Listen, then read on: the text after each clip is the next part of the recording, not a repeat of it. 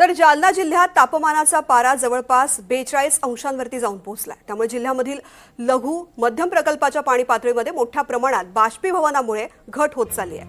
बदनापूर तालुक्यातल्या सर्वात मोठा आणि महत्त्वाचा समजला जाणारा सोमठाणा येथील अप्पर दुधना मध्यम प्रकल्पातील पाणी पातळी 47% येऊन पोहोचली आहे।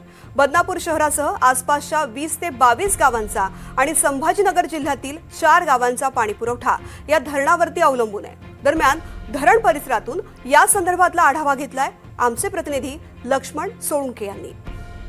जालना जिल्ह्यासह मराठवाड्यात आपण जर बघितलं तर उन्हाची तीव्रता ही मोठ्या प्रमाणात वाढलेली आहे आणि त्यामुळे आपण बघू शकतो की उष्णता मोठ्या प्रमाणात वाढल्यामुळे पारा सुद्धा या ठिकाणी 42 अंश डिग्री सेल्सिअस पर्यंत गेलेला आहे। आपण जर बघितलं तर आपण सोमठाणा धरणावर आहोत की जे अप्पर दुधना मध्यम प्रकल्प आहे या प्रकल्पावर आहोत की ज्या ठिकाणी गेल्या आठवड्यात या धरणाची जी पाणी पातळी होती ही 50% इतकी होती। मात्र आता या धरणाच्या परिसरात मोठ्या प्रमाणात या ठिकाणी सूर्य आग ओकत असल्यामुळे मोठ्या प्रमाणात बाष्पीभवन होत आहे आणि त्या बाष्पीभवनामुळे आता जर बघितलं तर गेल्या 3 दिवसात या धरणाची पाणी पातळी ही 3% घटलेली आहे।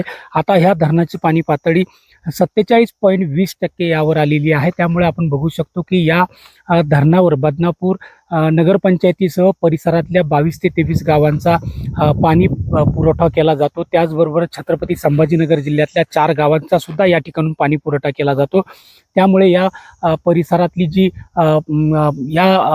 धरण क्षेत्रातली जी जमीन आहे ती सुद्धा या ठिकाणी हजारो हेक्टर जमीन ही ओलिताखाली येते। त्यावर सुद्धा या धरणाची झपाट्याने पाणी पातळी खाली कमी होत असल्यामुळे या ठिकाणी आपण बघू शकतो की पाणी संकट निर्माण होण्याची शक्यता आहे। कारण की ही पाणी पातळी जर अशाच पद्धतीने बाष्पीभवनामुळे कमी होत गेली तर येणाऱ्या काळात मोठ्या प्रमाणात परिसरातील गावांना या ठिकाणी टँकरचा सहारा घ्यावा लागतो का असा प्रश्न या ठिकाणी निर्माण होण्याची शक्यता आहे। कारण की उन्हाची तीव्रता जर बघितली आजही जालना जिल्ह्यातील जे तापमान आहे ते 40 अंश डिग्री सेल्सिअस पर्यंत आहे आणि अजून हे वाढण्याची शक्यता सुद्धा वर्तवली जात आहे।